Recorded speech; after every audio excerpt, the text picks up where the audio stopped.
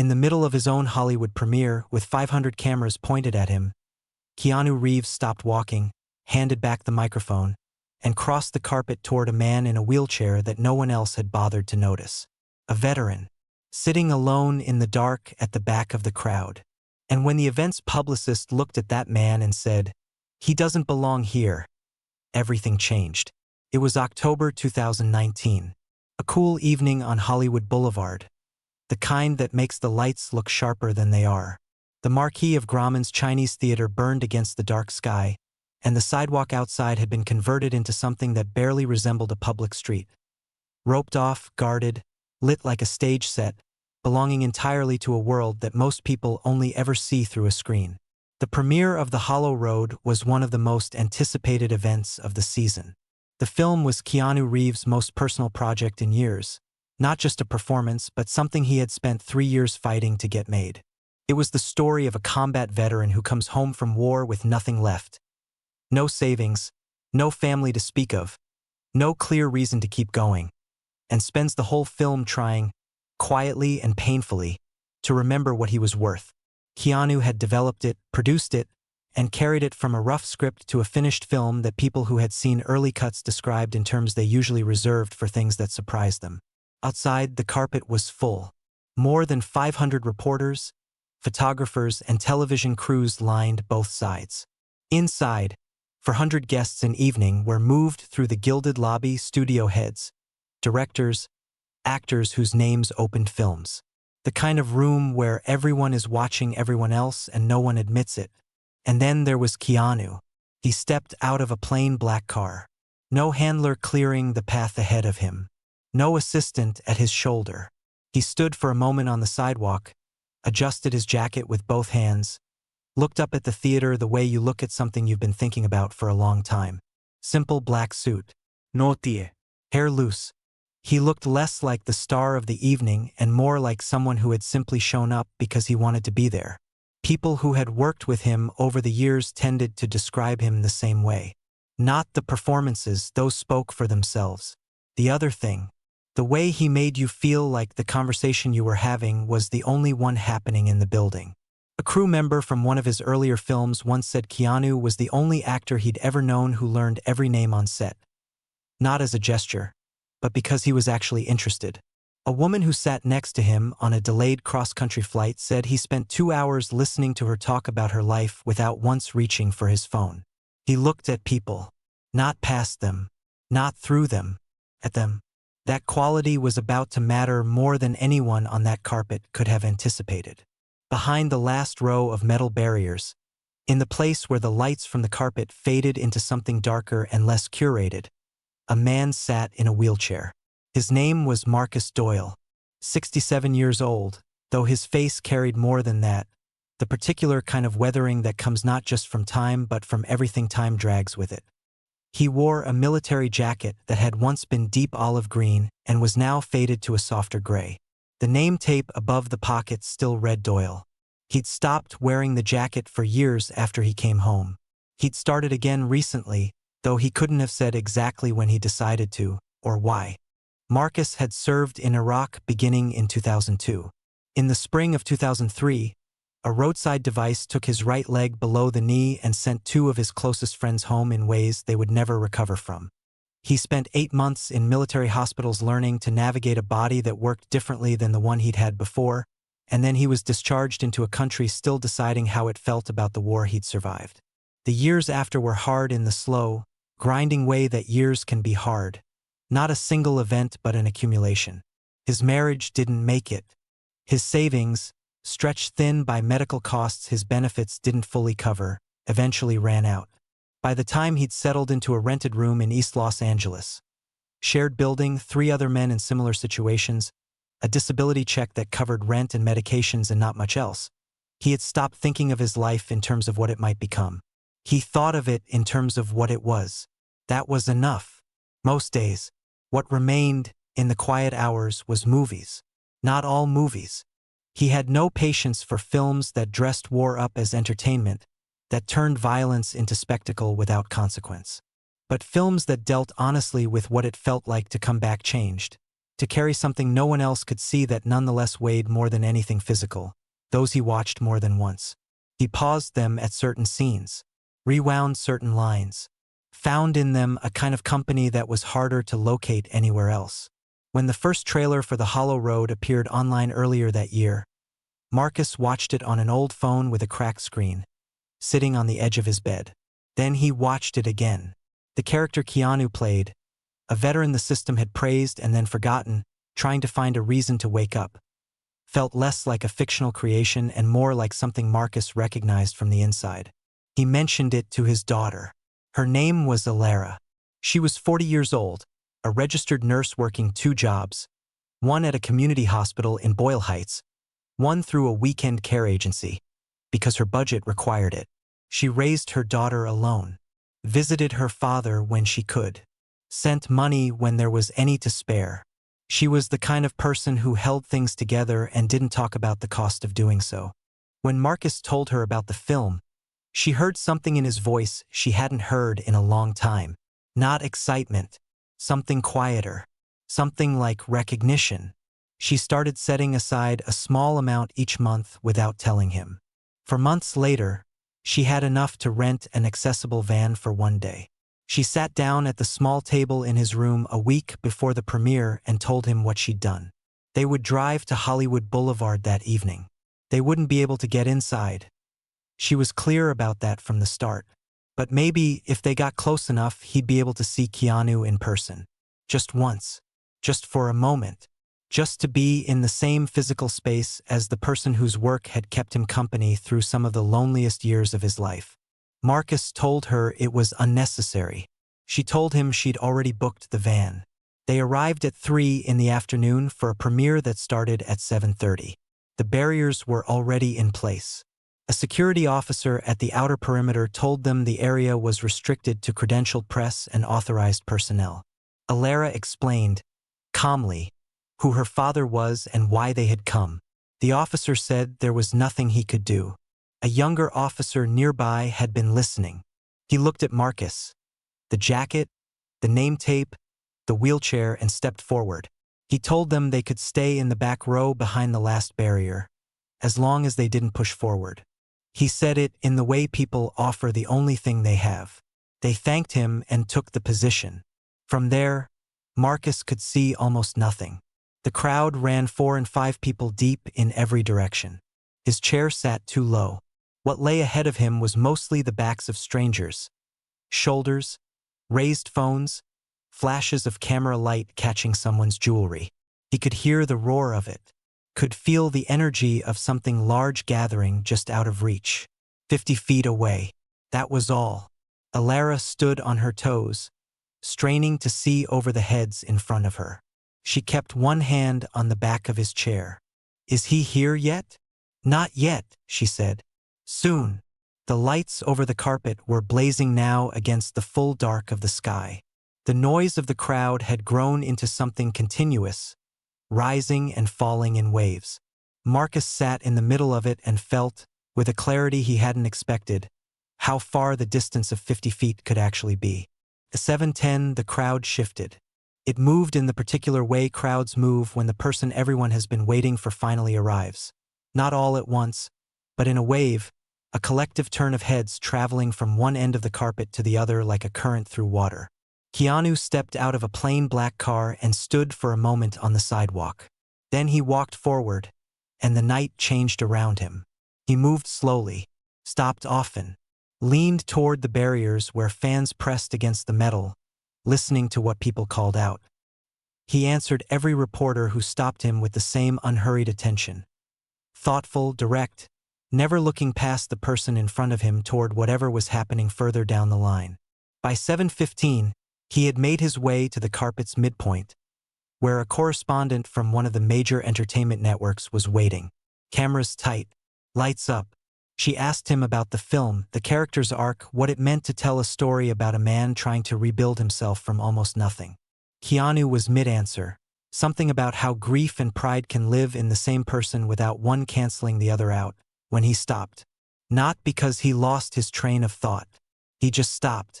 The way you stop when something at the edge of your vision catches hold of something inside you before your brain has caught up with why. Through a narrow gap between two cameramen at the edge of the press line, he had seen something at the far back of the crowd. A wheelchair, a faded military jacket, a man whose head was bowed and whose shoulders moved in a way that communicated, even across that distance and noise and light, something unmistakable. The reporter waited. "Mr. Reeves." He turned back to her. His expression was calm, but something in it had already settled into a decision. "Excuse me for a moment," he said quietly.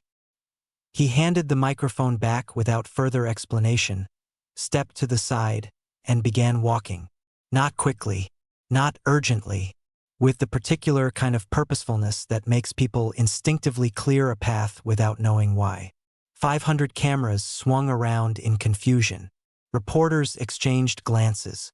Someone spoke into a headset. A publicist from the studio took 3 quick steps in his direction before stopping, apparently uncertain whether what she was seeing required intervention or just observation.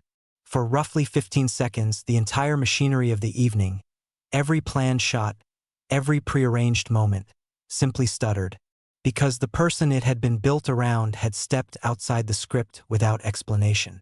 Then Brooke Calloway appeared. She was the director of publicity for the production company, and she had spent 6 months building this evening. Fast, experienced, accustomed to being the person in any room who knew most clearly what needed to happen next. She reached Keanu before he'd gone a dozen feet. "Keanu." Low voice, controlled. "The screening starts in 20 minutes. 400 guests are waiting inside. Whatever this is." A small gesture toward the back of the crowd, without looking at it directly. "The events team can handle it. That's what they're here for." He looked at her for a moment. No irritation in his face. No impatience. Just the same direct attention he gave to most things. "No," he said quietly. "It can't." He kept walking. Brooke stood still for half a second, which for her was a long pause, then turned to follow, already reaching for her phone. The people near the back had noticed him coming. The reaction moved through them in a ripple. First disbelief, then that particular stillness that falls over a crowd when something is happening that doesn't have a name yet. Marcus hadn't seen him. His head was still down. Elara had. She'd been watching him approach for nearly 30 seconds, and the expression on her face had moved through too many things too quickly to settle on any of them. She stood with one hand resting on the back of her father's wheelchair, not moving, not speaking. Keanu stopped at the barrier, 2 feet from the chair. "Sir," he said. His voice was even, gentle.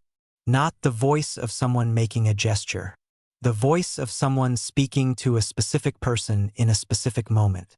Marcus lifted his head slowly, turned toward the sound.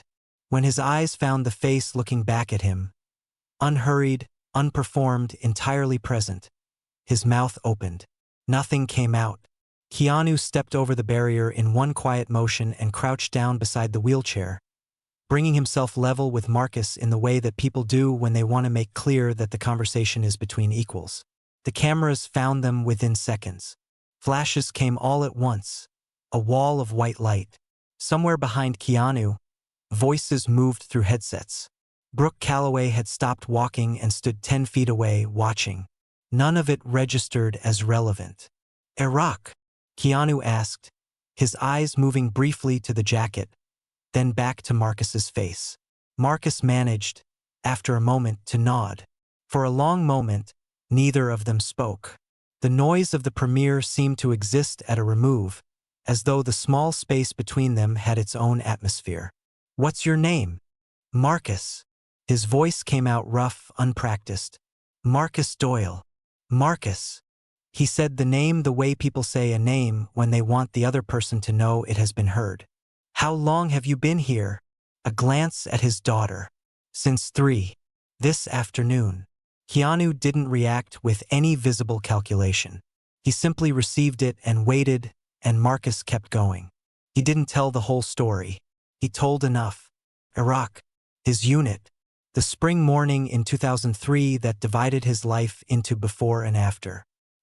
He said it without self-pity, which somehow made it harder to hear than if he'd said it with all the grief it carried. Keanu didn't look at his watch, didn't glance back at the carpet or the cameras or the 500 people whose professional evening he had quietly set aside. He looked at Marcus. Alara found her voice after a moment. She told Keanu about the trailer, her father watching it on a cracked phone, the expression on his face in those minutes, the 4 months of setting aside money from a budget that had no room for it. She told him they hadn't come expecting to get inside. They'd only wanted her father to see, to be near, however briefly, someone whose work had given him something real during years when very little else had. She said all of it without asking for anything, which is the only way you say things like that when you mean them. Keanu heard her out completely. Then Brooke Calloway came back. This time she had 2 members of the security team with her. She positioned herself at the barrier and leaned forward slightly, her voice low and directed first at Marcus and Alara with the particular tone of someone who has decided that the most efficient solution is to address the problem at its source. "Sir, I need to ask you and your daughter to please move to the designated public viewing area. This section is reserved for credentialed attendees and press only." A pause. Then she turned to Keanu, dropping her voice further, but not far enough. "Keanu, I understand you mean well, but this is a $2 million event with 400 guests waiting inside. This man," a brief, efficient gesture toward Marcus, "doesn't belong in this area. That's not a judgment. It's a logistics issue." The words settled over the group like something dropped from a height. Alara went completely still. Not the stillness of someone preparing to respond. The stillness of someone absorbing a blow they'd half expected and had hoped wouldn't come. She looked at her father. Marcus lowered his head. He did it the way people do when they've been told, in one form or another, the same thing enough times over enough years that the motion has become automatic. His hands, which had been resting open in his lap, closed slowly. Keanu stood up. He rose slowly and fully, and when he was standing he turned to face Brooke with an expression that was entirely calm. He didn't raise his voice. He didn't gesture. He simply looked at her with the same quality of attention he'd given to Marcus. Direct, steady, completely present, and spoke at a volume that wasn't intended to perform anything for the cameras. The cameras caught it anyway. "This man lost his leg in Iraq," he said. "He's been sitting back here for more than 4 hours in a wheelchair because his daughter saved money for 4 months to give him one moment of something that mattered to him. And what you just said to him, in front of all these people, was that he doesn't belong." A single beat of silence. "I think you have that exactly backwards." A sound moved through the nearest section of the crowd. Not a gasp, not quite a murmur. Something in between. Brooke didn't flinch. "I'm protecting the integrity of this event. That is my job." Keanu looked at her for one more moment. "You're protecting the wrong thing, Brooke." He turned back to Marcus. The older man had lifted his head during the exchange and was watching Keanu with an expression that hadn't yet found its shape. Alara had her hand pressed against her mouth. Keanu crouched back down to Marcus's level. Same even tone. As though the last 2 minutes had been a brief interruption in a conversation that was still ongoing. "Marcus, would you like to watch this film tonight? Front row. With me." Marcus opened his mouth. Nothing came out immediately. "We didn't come here expecting." "I know," Keanu said. "I'm asking anyway." 3 seconds of silence. Then Marcus Doyle nodded, and something in his face shifted. Not dramatically, not the way it happens in films, but quietly and genuinely. The way a long-held tension releases when the thing that was holding it finally lets go. Keanu straightened and looked toward the theater entrance, where Thaddeus Crane, the film's producer, had been watching the entire scene from a position near the door. Thaddeus was a practical man who had worked with Keanu long enough to know when a conversation wasn't a negotiation. "Thaddeus, we're delaying the start by 20 minutes. Can you make the arrangements?" Not a question. Thaddeus looked at Marcus, then at Alara, then back at Keanu. He nodded once and reached for his phone. Brooke said something else. No one standing nearby would later be entirely sure what it was, because by that point, the attention of everyone around them had moved past her entirely. Keanu stepped behind the wheelchair, placed both hands on the handles, and began pushing Marcus forward, away from the barrier, away from the back of the crowd, onto the carpet itself. They moved slowly, Keanu behind the chair, Alara walking at her father's side, past the cameras and the lights and the reporters who had spent hours preparing questions about production budgets and franchise potential. The crowd along the route went quiet in the way crowds go quiet when they sense, without fully understanding it, that something real is happening in front of them. At the theater entrance, Keanu stopped. He turned to face back down the carpet. "This is Marcus Doyle," he said. His voice carried without effort. He served in Iraq with the United States Army and gave more than most of the people in this building will ever be asked to give. Tonight, he is going to watch this film from the front row. Because if this movie is about a man learning to believe his life still has value, then Marcus has earned that seat more than anyone else here. The response came in a wave. It started near the front and moved backward through 400 people. Industry veterans, critics, executives who had attended 100 events like this and stopped expecting any of them to surprise them. It didn't sound like polite applause. It sounded like something genuine breaking through the surface of a very practiced room. People were standing. Marcus sat with his hands folded in his lap, looking straight ahead at the entrance. His eyes were full. He didn't speak. Alara had stopped trying to hold herself together entirely. Keanu leaned down beside the chair. "You ready?" Marcus took a breath. "I don't know what to say." "You don't have to say anything," Keanu told him. "Let's just go watch the movie." The theater was full, every seat taken, and the hollow road began. Keanu sat directly to Marcus's left, Alara on his right. For the first few minutes, Keanu watched the screen. Then, gradually, his attention shifted. He watched Marcus instead. Not intrusively. Not with any fixed focus Marcus would have felt. He watched the way you watch someone you're genuinely worried about, from the periphery with patience, hoping for something specific without knowing how to ask for it. Marcus sat very still through the opening sequences. His face did the careful, controlled thing that people do when they're trying to receive something important without letting it take them before they're ready. When the film's central character first appeared on screen, weathered, guarded, moving through the wreckage of a life that had come apart the slow way, not the dramatic way, Marcus's jaw tightened slightly. Not the recognition of a story, the recognition of a fact. As the film moved forward, the control relaxed, incrementally, not all at once. During a scene in which the protagonist sat alone at 2 in the morning, unable to sleep, unable to explain why the silence of a safe place felt more dangerous than any active threat, Marcus exhaled slowly through his nose and said nothing. During a confrontation between the protagonist and a government official who spoke about veterans' sacrifice with the polished fluency of someone who had never been near any of it, Marcus's hands, open in his lap, closed into loose fists. He nodded once, almost imperceptibly, as though the film had just said something he had been waiting a long time to hear acknowledged out loud. Alara reached over and covered one of his fists with her hand. He let her. The film's final sequence showed the protagonist on the steps of a community center in the early morning, surrounded by other veterans. No one speaking. All of them simply present with each other in the way that people are present when words have stopped being the most useful form of communication. No triumfant moment. No clean resolution.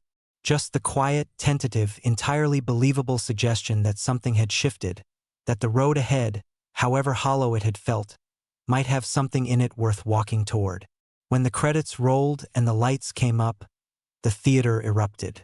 Marcus did not clap. He sat looking at the screen, his face still and inward, the expression of someone who has just been given something they needed and is being careful not to drop it. Alara sat with both hands pressed flat against her knees, tears running freely, not bothering to wipe them. Keanu waited. He had learned, from years of working with difficult material and the people it was made for, that there are moments when the most useful thing you can offer is silence. Just enough space to finish feeling something before anyone asks you to name it. After perhaps a full minute, he turned to Marcus. What did you think? Marcus was quiet a little longer. When he spoke, his voice had the texture of someone choosing words carefully because the inadequate ones are the only ones available. I've been angry for 20 years, he said. At the war, at the country, at myself mostly, for coming back when other men didn't, for not being able to make anything of it, for not knowing how to explain any of it to anyone who wasn't there. He paused. I thought that was just how it was going to be. You carry it until you can't, and then you carry it some more. Keanu waited. But that ending. Marcus stopped, searched for it. It didn't fix anything, didn't pretend any of it was okay or part of some plan. It just said there might still be time, that a person doesn't have to have their whole life make sense in order for the part that's left to matter. He turned and looked at Keanu directly for the first time since the lights had come up. Is that what you were trying to say? Keanu held his gaze. That's exactly what I was trying to say. Marcus nodded slowly. Then you said it right. The theater cleared around them. Guests filed out toward the lobby, the after-party, the reassembly of social personas after 2 hours of sitting with something that had required setting those personas aside. Thaddeus appeared at the end of the row. Keanu acknowledged him with a slight nod. He did not follow. Instead, he moved his chair to face Marcus and Alara more directly and asked them, without any performance of graciousness, about the specifics. Not the broad strokes, the details. The room in East Los Angeles, the elevator access, the number of people sharing the building. The medical coverage, which treatments the disability benefits covered, what the monthly gap looked like in actual numbers. How long Alara had been working 2 jobs. Whether she had any support structure of her own. She answered honestly, in the way people answer when they haven't been asked these questions before and the asking itself is disorienting. The building had no elevator.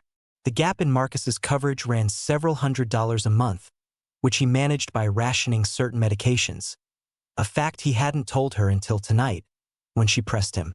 She had been working 2 jobs for 3 years. She managed because she had decided to manage, which is the reason most people manage things that should not fall on a single person. Keanu listened without interrupting, without the slight retreat that people sometimes make when someone else's circumstances become more specific and more difficult than anticipated. He stayed with it, asked follow-up questions, made no promises, which was itself a kind of signal that whatever came next was not going to be a gesture. When Thaddeus reappeared for the second time, Keanu finally stood. He shook Marcus's hand with both of his. Then he turned to Alara and thanked her, not for coming, not for the story, but specifically for the 4 months of setting money aside from a budget that had nothing to spare. She looked at him as though she wasn't sure what to do with being thanked for something she had done entirely for someone else. He found Thaddeus near the lobby. I need the full picture on Marcus's situation, he said. Housing, medical, all of it. Real numbers. He paused. Then fix it. Quietly. No press. No announcement. Nothing outside this conversation. Thaddeus said simply, how soon? As soon as you have what you need to move. The weeks that followed moved quietly, which was exactly how Keanu had intended them to. Within 10 days, Thaddeus had a complete picture, the room with no elevator, the monthly medical shortfall, the medications being rationed, 3 years of Alara working double shifts without a single month of financial breathing room. He laid it out in plain numbers without editorial. Keanu read through everything, asked 2 clarifying questions and said, fix it, all of it, and find out how many other people in this city are in the same situation. What happened next unfolded without press releases, without announcements, without any of the infrastructure that public generosity typically builds around itself. A ground-floor apartment in Pasadena, fully accessible, wide doorways, a bathroom designed for someone who navigated the world from a wheelchair, became available through a housing arrangement Thaddeus put together with a veterans support organization. Marcus was offered it at a cost his disability check could actually cover without leaving him with nothing at the end of the month. He didn't know at first where it came from. He found out later accidentally. Thaddeus mentioned it in passing during a call with Alara. When she told her father, Marcus sat with it for a long time without speaking. Then he said, he didn't have to do that, which was true. and which was, in its own way, the whole point. Alara stopped working the night shift within the month. The gap in Marcus's medical coverage was quietly closed through a private arrangement that required nothing from him except that he accept it. He accepted it with the difficulty of a man who has spent decades managing alone and finds the experience of being helped almost as disorienting as the circumstances that made it necessary. Approximately 2 weeks after the premiere, Brooke Calloway made a move. She didn't contact Keanu, experienced enough to understand that approach was closed. Instead, she reached Alara through a mutual industry contact. A brief, professional message. She had connections with several media outlets and a production company interested in documentary content. Marcus's story, veteran premiere Hollywood star, a clip already generating millions of views, was exactly the kind of material that found large audiences. Meaningful compensation, she added, for a family that could clearly use it. Alara read the message twice. Then she called her father and read it to him. Marcus listened without interrupting. When she finished, he was quiet for a moment. "What do you want to do?" he asked. "I want to tell her no," Alara said. "I just wanted you to know," she asked. She sent a single reply declining. She did not respond to the follow-up that arrived 2 days later. When she told Keanu, he listened without visible reaction. He thanked her, said nothing else about it to her. To Thaddeus, he said something else entirely. He asked him to pull the security footage from the night of the premiere, specifically the sections covering Brooke's interactions near the outer barriers, including the moment she had told Marcus, within clear earshot of reporters and guests, that he didn't belong there. The footage existed. The audio was clean. Thaddeus compiled what was relevant and delivered it, through appropriate channels, to the senior leadership of the production company. No public statement. No interview. No trade publication item. 3 weeks later, Brooke Calloway submitted her resignation. The announcement cited personal reasons and a desire to pursue independent consulting. The people who had been at the premiere read it and understood something else. Keanu never mentioned her name again. In the months that followed, he and Thaddeus began building something with actual structural capacity, consulting with veterans advocacy groups, housing nonprofits and medical professionals who worked with underserved veteran populations across Los Angeles. They mapped the specific gaps between where official support ended and where real need continued, and built something designed to fit precisely into those spaces. They called it the Hollow Road Fund. One of the staff members who joined in the first year later described how the organization worked. A single case manager, a veteran in his 50s, would spend an afternoon with a new client, not filling out forms, just talking. By the end of the conversation, he knew what that person actually needed. Housing, a specific medication, someone to sit with at 2 in the morning when the walls got loud. Then the fund found a way to provide it. No conditions, no exchange, no requirement to tell your story publicly in order to receive help privately. In its first 3 years, the fund helped more than 2,400 veterans and unhoused individuals across the Los Angeles area. The people who worked within the organization knew the number. They didn't publicize it. There was a phrase that had emerged organically among the staff, never printed on any document, never used in any external communication, that captured something essential about what they were trying to do. No one stands in the back anymore. Marcus moved into the Pasadena apartment in the late autumn following the premiere. He spent the first week simply being in it, moving from room to room, sitting by the window that looked onto a small courtyard, adjusting to the unfamiliar experience of space that was entirely his, quiet that was his, mornings that began without the sound of other people's difficulties pressing through thin walls. He began volunteering at Common Ground Veterans, a local organization working with former service members navigating the aftermath of combat experience. The anxiety, the disconnection, the difficulty of translating what had happened to them into a form that made sense in a civilian world. He went twice a week at first, then 3 times. He sat with men and women younger than he was who were in the middle of what he had already moved through, and he offered them the thing that had been most absent from his own years of managing alone, the company of someone who already knew what they were talking about without needing it explained. He also called his son, Darian. They hadn't spoken in 6 years, A silence built from his son's frustration and his own pride, each one waiting for the other to cross a distance neither had been willing to walk first. The call lasted 40 minutes. Most of it was difficult. Some of it wasn't. They made arrangements to meet for dinner the following month. They kept those arrangements. The dinner lasted 2 hours. They made further arrangements after that. None of it resolved cleanly. None of it happened quickly. But it was real, and it moved in the right direction, and Marcus had lived long enough to understand that real things moving in the right direction is not nothing, even when it doesn't look like much from the outside. Keanu visited when his schedule allowed. He came without staff, without cameras, in a plain car. He'd stay for an hour or two. They talked about Marcus's work at Common Ground, about the fund, about Alara and her daughter.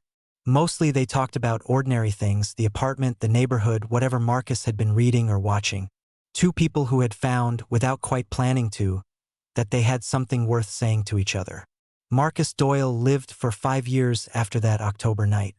They were, by his own account and Alara's, the 5 years of his life in which the most living occurred. Not in any external sense, not with any of the markers the world typically uses to measure a life well spent, but in the interior sense that is harder to point to and matters more. He had a place. He had purpose. He had people.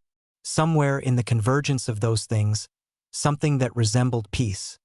Not the absence of difficulty, but the presence of enough meaning to make the difficulty worth carrying.